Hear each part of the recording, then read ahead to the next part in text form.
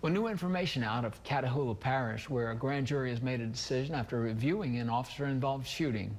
Back in January, the Catahoula Sheriff's Office responded to a home where a deadly shooting had occurred.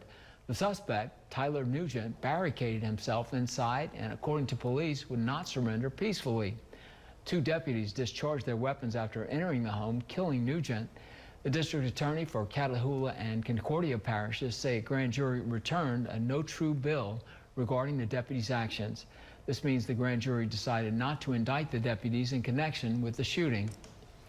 And tonight, our investigative team is digging deeper into Catahoula Parish as troubling accusations slam the local sheriff's office.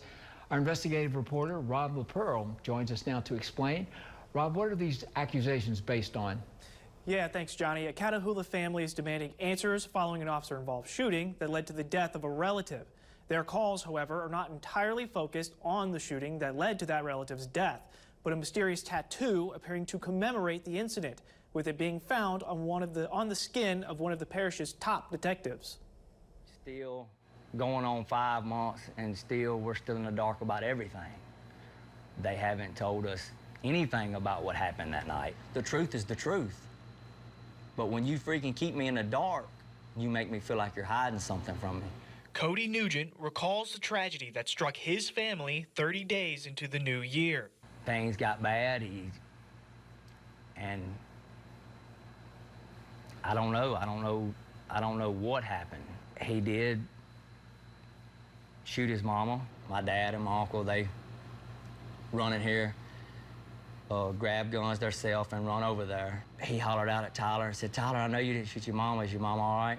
His brother, 23-year-old Tyler Nugent, shot his mother, killing her in the process, and attempted the same to his father, something Cody describes as a mental break that could have been avoided. He was using drugs, and well, we tried several times to contact Catahoula to try to get him help, and I personally called the law on him myself, trying to get him the help that he needed. He wound up getting in a little trouble and went to jail.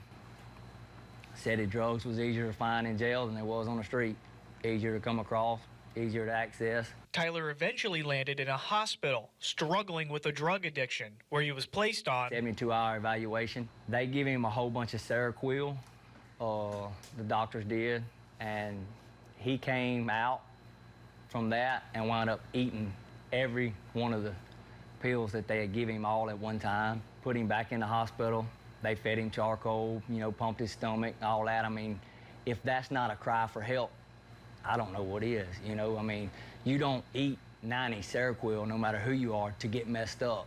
You eat 90 Seroquel to end your life. An event leading up to that fateful Thursday.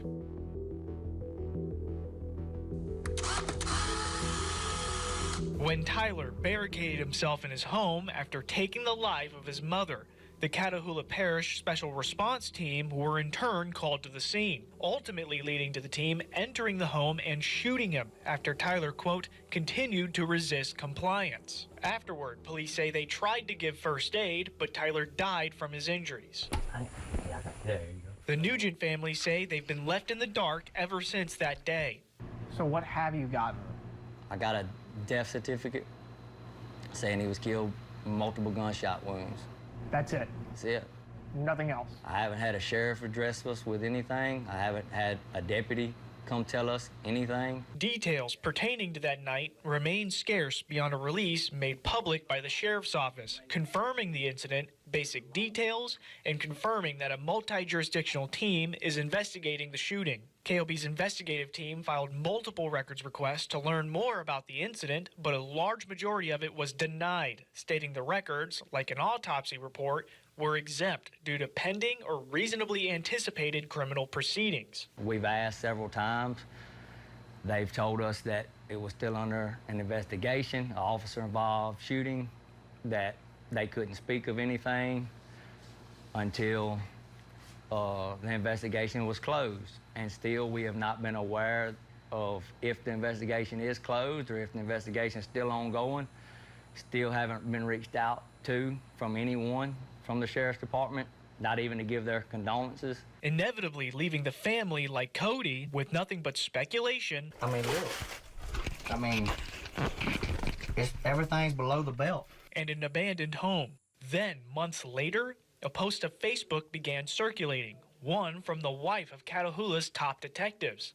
A photo within that post depicts a tattoo on the back of Detective Dwayne Littleton. In it, the SRT's logo, a Bible verse translating to, quote, "Praise be to the Lord my rock, who trains my hands for war, my fingers for battle," and a date, January 30th, 2025.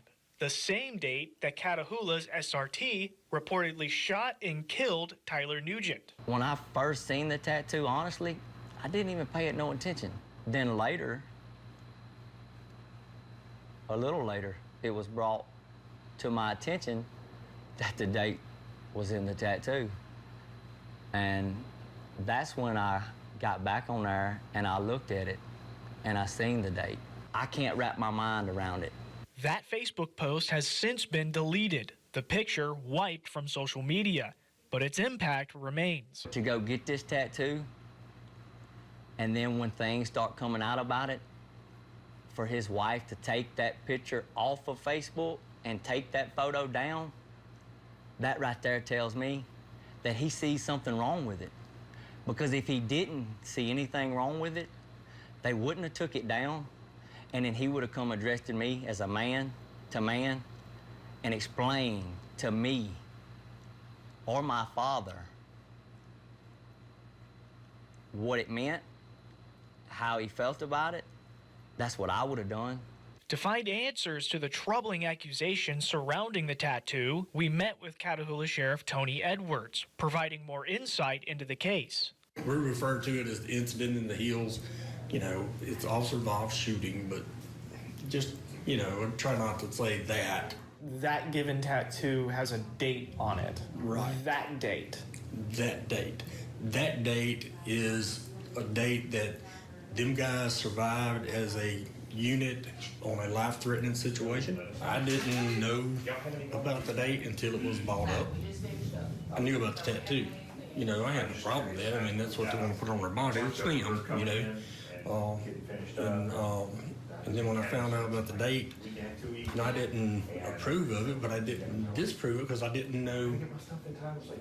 I knew after I talked to them why they was going to do a date.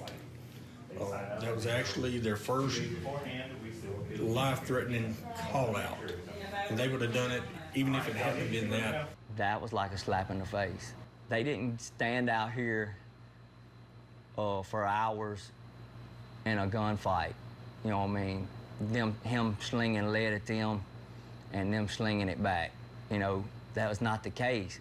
If that was the case, okay, I see your point of view of, you know, you was in an all-out gunfight and you survived, you know what I mean? You did what was necessary, you did what you had to do to survive. That's not the case with this. Then what is it? It's a trophy piece, maybe like a first kill.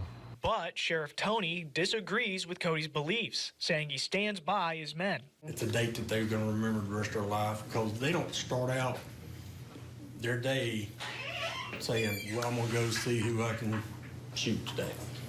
That's just not the way they are. But his views remain split. The family continues to cope with the incident in the hills and the tattoo commemorating it. I mean, he doesn't deserve to wear a badge to say he's here to protect and serve, or he shouldn't be able to sit here and say that he's an honorable man, that honestly, I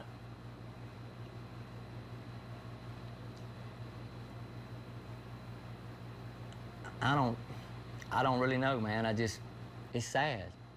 It's sad, it's disrespectful. Now, we have reached out to the detective in question and his wife for comment, but have not yet received an answer. We'll send it back to you, Johnny. All right, thank you, Rob.